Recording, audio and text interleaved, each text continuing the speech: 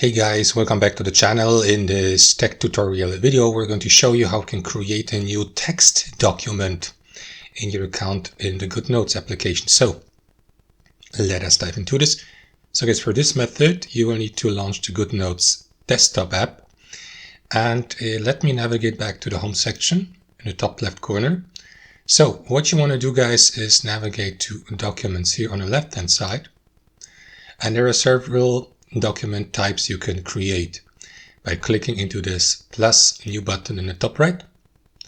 And as you can see, there are content types like notebook, text document, whiteboard, image, and so on and so forth. Now, for my account level, I have already used all slots here, so I will need to remove one of these first to unlock that feature. And after that, let me also remove that permanently from the trash folder. So now, as you can see, I can create a new document type. And in this case, I'm not going to create a notebook, but a text document. And there you go. And it will look like this here with that title or heading. You can enter your command here by using the shortcut / and then use one of these commands here to add content to your document. You may rename your document in the top left, like for example, let me name it doc2, something like that.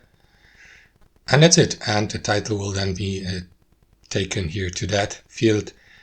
You will see the text formatting and styles options here at the top, so that you may use, for example, heading 1, heading 2, insert bulleted lists, and so on and so forth, and customize, for instance, the background color for the text itself, use italic letters, apply bold letters, and so on and so forth. Guys, you can insert images here, add tables, and that's it.